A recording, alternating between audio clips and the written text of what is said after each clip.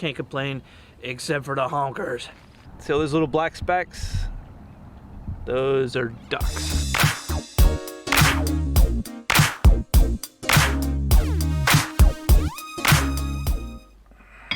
Good morning, everybody. Welcome to the channel. I hope you're all having a fantastic day. Mine is Aces. We got a little trip ahead of us today. We're gonna head by a couple places here in Georgia, and a historical home, and then we're gonna go out to Chattahoochee, Florida, and we're going to be staying the night in either a wildlife management area. I don't know, there's some campgrounds. We'll see. We got some localized flooding, so don't know how that's going to work with where I was wanting to camp, which was a lot of swampier area. It might be 3 feet underwater by now. Bags are all packed up. Come on. I changed the front tire out to a TKC 80. So when I was changing the front tire, I also just kind of give it a good look around, and I noticed that my chain was looking a little dry. So I decided, while I had it up on a jack and stuff, I decided I would clean and lube the chain again. While I was doing that, I noticed that the master link clip was gone. So the front plate was on, and it was still there, but the clip was gone. No idea where it went. I had a spare. I don't know. I hadn't messed with it, so I don't know what could have happened to it, but I'm glad that chain didn't fling off, man. Woo! Yeah, there's something about throwing a chain that is just devastating. Alright, so we made it onto some dirt roads. Woohoo! Enjoying this ride. I'm really surprised. One of the reasons why I decided to change that front tire was we've been having a heck of a lot of rain lately, and I just assumed that these roads would just be nothing but mud, and so far I've actually seen very little mud. Yeah, there's a little bit of rutting and stuff like that, but not bad at all. And my take on it, for me anyway, I don't mind my tail wiggling around and stuff, but I really want that front tire to be planted if at all possible. So going with a little bit more of a knobby front seemed to be the way to go.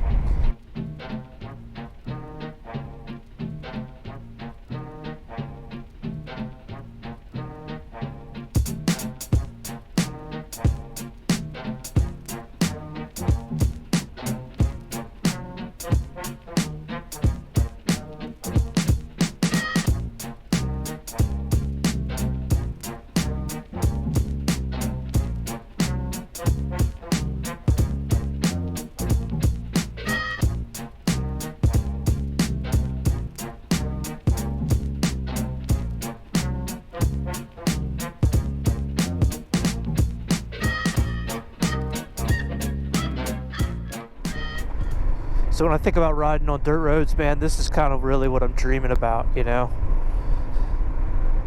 Nice, cool day. Beautiful, sunny weather. I mean, my helmet is tight enough that it's actually hard for me to talk when I'm smiling this big because it's squeezing on my cheeks. Man, it is just gorgeous out right now. Son of a gun. So for all you folks that are up north or in Texas or anywhere else where the weather is just garbage, don't worry, your good weather's on its way. And here's a taste of what's to come for you, hopefully. I'm not often that impressed with southern Georgia, to be perfectly honest. But right now, I love it down here in the winter. Yeah. That's all I got to say about that. It's hard to document just how nice it is having some of these roads and old tree growth and stuff to ride through. Wow.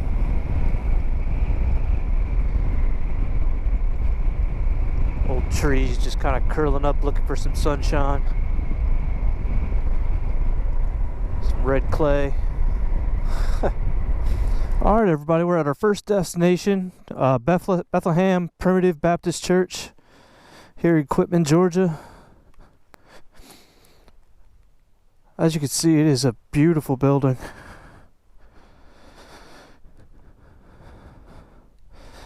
It's constructed in November of 1834.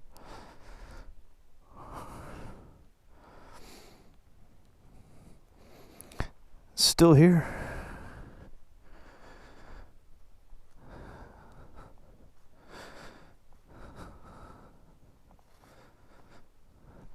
There's a cemetery out back, of course. A couple broken windows, which is sort of heartbreaking. Be good if somebody come and at least patch up those windows and maybe kind of work a little bit on that soffit rot. That way, just keep the building intact. I mean, you can already see she's got a little bit of a lean to it. Amazing place. I got several different books for Valentine's from the wife. One of them was kind of a old churches in Georgia, then some abandoned places and things like that, because I really like to see all these spots, you know, before they're gone. At least the ones you can see. And this one appears to be open. It's got a plaque there at least.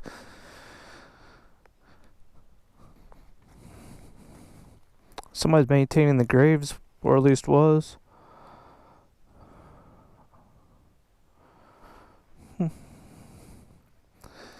Surprised to have such ornate gravestones at a Primitive Baptist Church. Alright guys, well I'm going to take a few pictures and then we're going to get back on the road.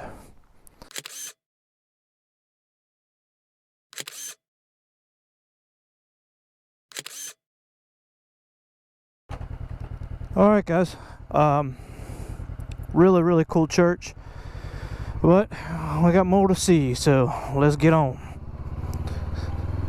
I'm going to head back the way we came,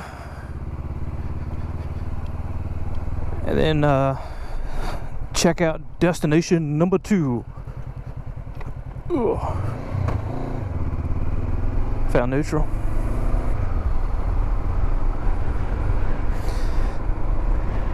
For a little update, my boots are breaking in.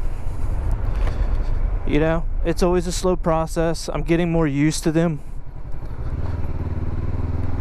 which is probably just as true as saying that they're breaking in, but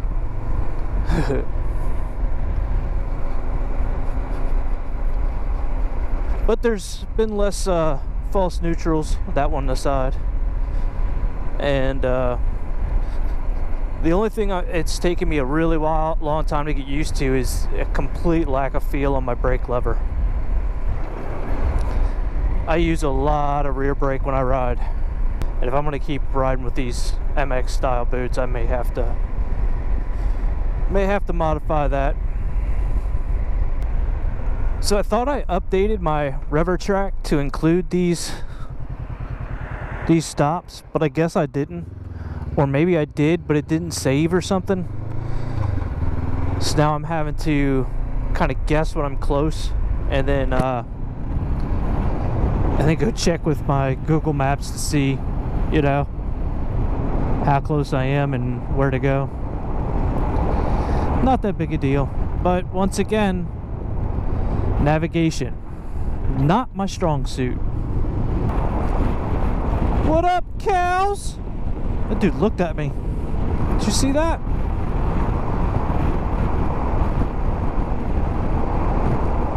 With his big old horns, he's just like, hey, what's up?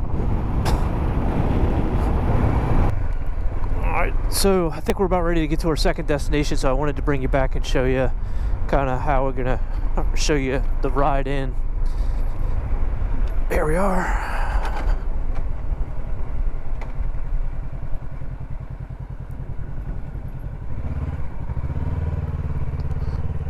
And I've got much better light for this one. Wow. This looks like it's being taken care of a little bit better than the Primitive Church.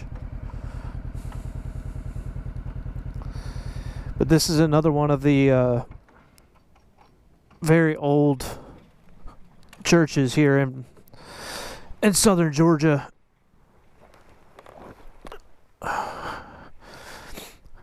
So you can see, I think it's 1837. Yeah, between 1837 and 1841.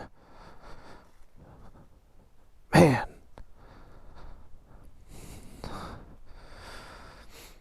Much different in design than the Primitive, of course.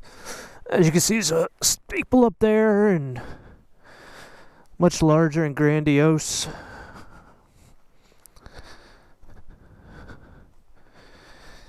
The railing kind of gives away that it was operational not too terribly long ago, but I don't see any ramps or anything, so that kind of says that it was probably stopped operating before the Americans with Disability Act.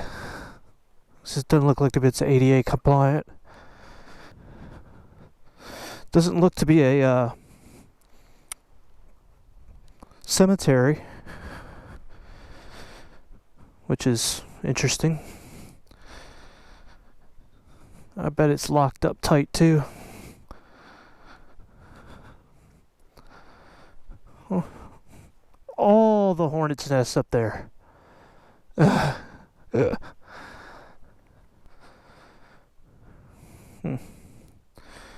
Alright guys, well I'm going to take a few pictures and then we're going to get out of here and get to our next destination.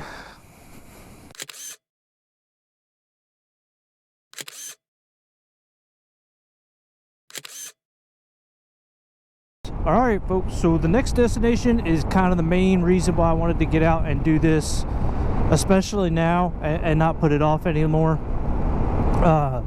Both those churches were amazing, very beautiful.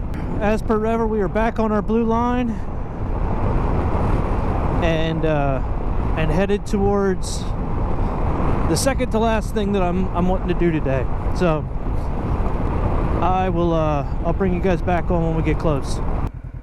Alright guys, first water crossing. I don't know if you could tell through the trees and such, but there is a big like pond over there, and this is all washed out. I don't think this is going to be any issue, so let's put it in second gear and just go. Some kids lost their tennis shoes. First water crossing. And I'm also testing out, and I'll show you this later on, the wife bought me some waterproof socks because my boots are not waterproof. So we'll see if that actually makes a difference. Look at this. The way these trees are just have worked their way over is just amazing. I'm going to stop and get a pic. This is just really pretty.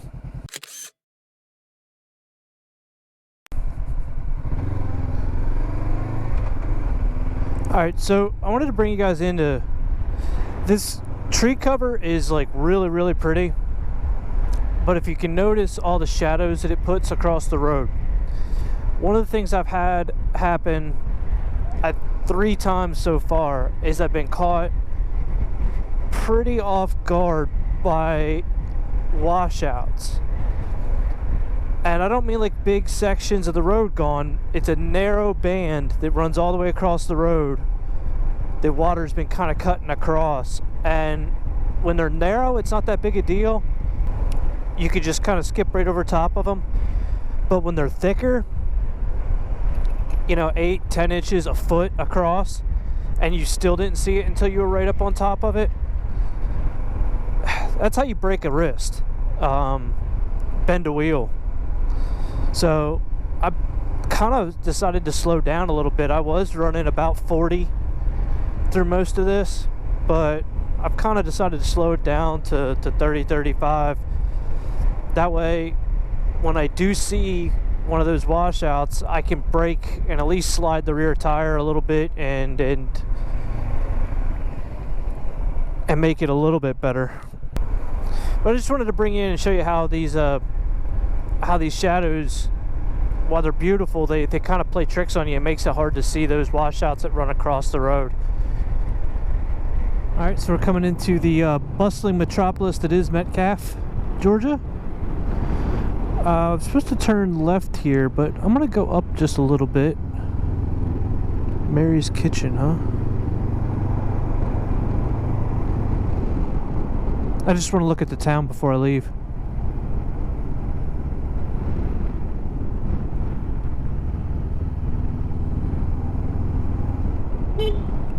Oop.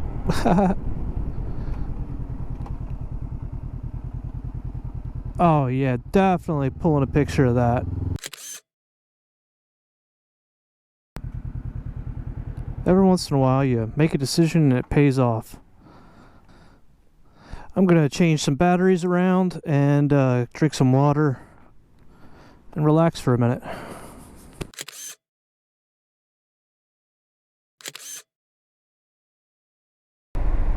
Alright guys, so I stopped by a convenience store. It looked like they were gonna have like a little diner inside, but they did, but it was all closed up, so I was able to drop a deuce, and that was about it. I've got a ramen packed away if I really get to the point where I am super starving. Right now I'm just hungry.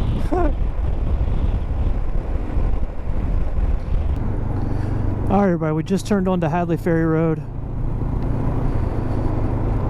And our destination should be up here a little bit onto the left.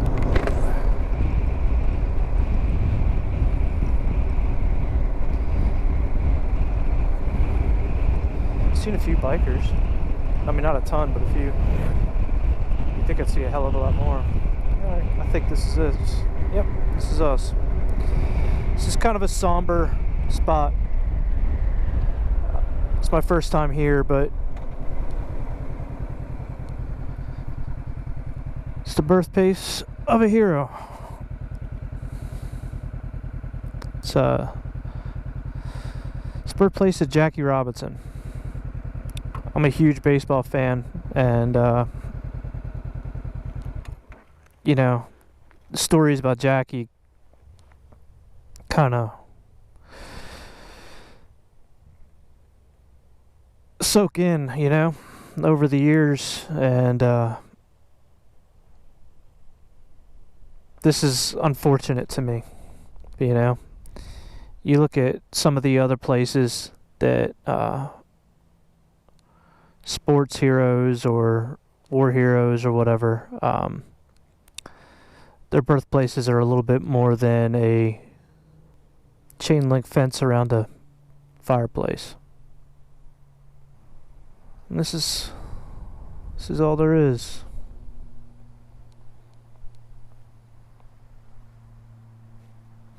It's kind of a downer, but hey, you know what? Oh, need to remember Jackie. Need to remember what he went through, what everybody else went through. It was a long time ago, but it wasn't that long ago, right? Unfortunately, Jackie died pretty young. I think he was in his 50s. Right there, close to it. But yeah, 1947, right? So 74 years ago. 74 years ago, idiots thought it was a good idea that to have segregated sports. You kind of think of it like that. I don't know. To me, it puts something on it. And then no one thought from that point on to try to preserve this place. Looks like maybe during the spring or summer there's some flowers and stuff around there. I hope so. As you can tell by the sign, it's not that old. But in February, it's kind of a good time to think about those in the past that made huge contributions to our areas of interest that didn't get any appreciation because they weren't the right color. As ridiculous as it sounds.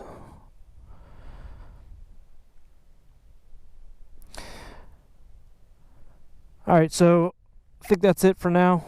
I'm going to possibly take a few pictures, and then we're going to head out to Chattahoochee, Florida, right? Where we're going to go take some pictures by Seminole Lake, and then go find somewhere to camp for the night.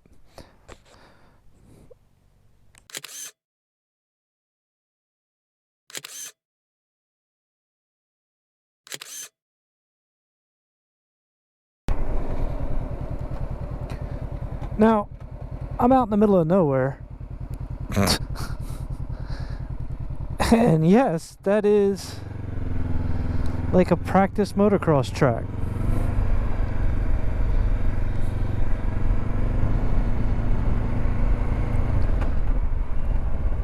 I know somewhere down here is like Woody's something or another flat track ranch kind of thing, practice joint, but that's awesome.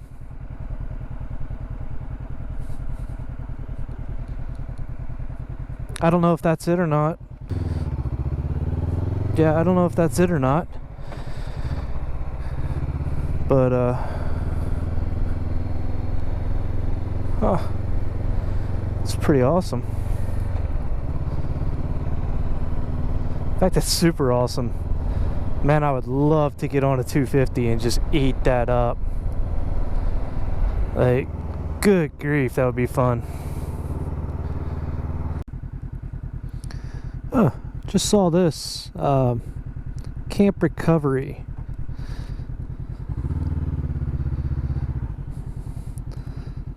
It's a medical camp established September 15th, 1820. Headquartered at Fort Scott, which I don't even know where that's at.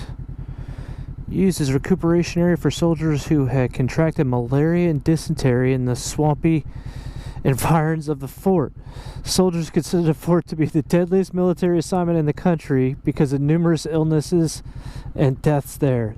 The camp was located on a high ridge 3 miles southeast of Fort Scott. A 34-pound cannon marks the site of the camp, a nearby cemetery for the soldiers who perished there.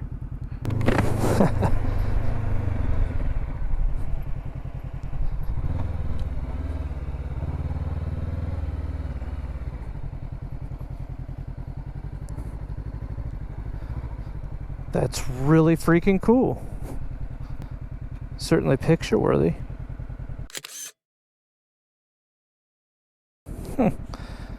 That's really, really cool. East Bank Campground is kind of where we're headed here.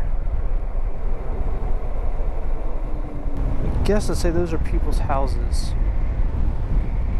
Yeah, that makes sense. So, yes.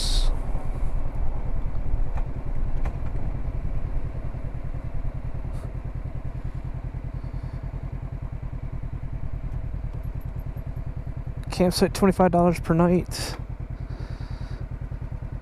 Tent site $14 per night, huh? I don't think I have $15 on me. Nope, I got 7. This is kind of an odd deal. Why is everybody all jammed up? Maybe they have a card reader. Bring you guys back when I find out what's going on. Alright guys, so we are back. So it turns out that what this is like an RV camping site. Now, I could have camped here tonight. Given that I really don't want to do the whole RV camping thing again, I decided not to. I figure I'll find somewhere else to go camp. But this seemed like a good place to get some pictures and to show you what's going on here. Alright, so this is Seminole Lake. We took a trip out to Kolomoki State Park in I believe it was October, November.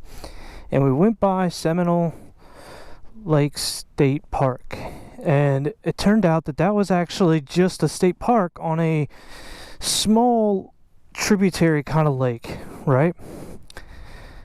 This is much more impressive than what I saw there that day. Much, much better. It's beautiful out here. Now, interestingly enough, this looks like to be the campsites that I could rent, and it is way away from the RVs. So I'm gonna probably go make that reservations. Well, I just didn't want to be in the middle of the RV thing again, right? I just didn't want to deal with that.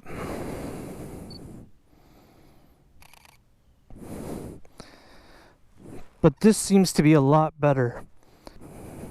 Hey, what do you know? Look at that. That's firewood. Yeah, I'm gonna see if I can make a reservation here and stay here.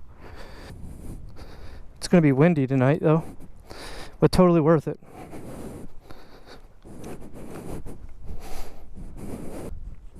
Alright guys, I'll see you here in a little bit. Alright everybody, so I did an online registration. They were taking, that's really weird, they were only taking reservations, but they had spots open. So even if I could talk to the guy and say, hey, I want that spot, he's like, no, see, you got to get online and make a reservation. So I made a reservation, and I want to be staying right there on the lake. Yeah, it's still in an RV park, so it's a little bit like glamping, but at the same time, you know, it's away from everybody. It's right there on the lake. It is probably going to get chilly, and it's probably going to get windy tonight, so that's going to be interesting. Right now we are on a mission to find something to eat because Nathan is hungry. That looks like a hotel.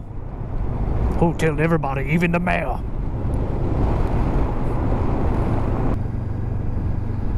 I like that old service station, that's cool. Alright everybody, so we were at camp. It was a really fun ride in, and it took me about the same amount of time that Rever said it was going to. I really enjoyed seeing the different churches. The going to Jackie Robinsons' birthplace was a little emotional actually for me. I was kind of surprised. I didn't know how I was going to feel about it, but I kind of got a little choked up somewhere in there. The campsite I'm at, I did not plan on staying at. I didn't even know it was a campsite. I thought it was just kind of a drive-through park area because it is a park, but it's a camping park, which is something that's kind of new for me. There's a lot of RVs here, but they also have these two campsites that are out by themselves, like way out by themselves, and they're right on the lake. So my tent and stuff is right behind me. And let's see if I can swing you around and show you the lake. Yeah, don't even need to swing you around. So right there is the lake. It is really pretty. I don't even know what to say. This trip has been amazing. It's the second best trip. Kolomoki was still really my favorite, but this is really awesome. If I sleep all tonight, this might end up taking the cake. I went into town. I was gonna, go into town to get something to eat at a local restaurant, but they are all closed because it's Sunday, and between that and the plague, what's to be expected. So I got some Subway over here. I'm gonna eat, and then I might actually start a fire. There's a little bit of wood here from the last group, and I may start a fire and hang out by the fire tonight. Otherwise, I'll probably be bringing you guys in later tonight to say goodnight. So, alright guys, well, we've I actually did set a fire up, so we got a little fire going, and it's getting pretty late. Sun's getting awful low. Anyway, I think I am going to crack open a book and probably lay down and start getting ready for bed. But it's been a really awesome day, guys, and we will see you in the morning.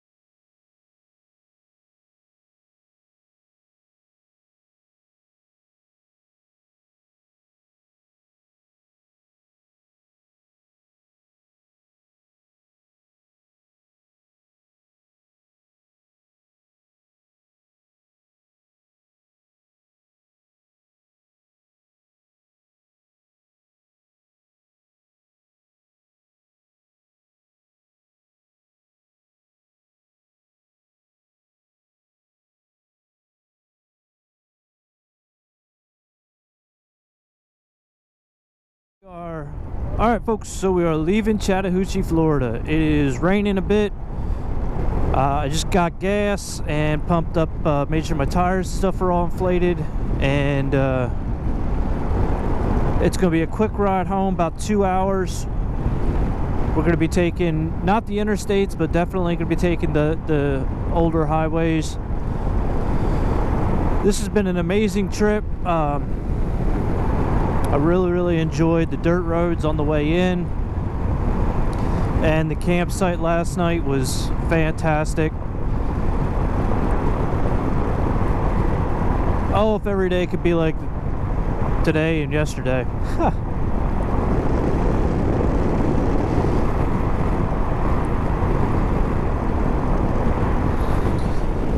I feel a bit more laid back and relaxed today than I'd normally do on my way home. Normally on the way to the house I get this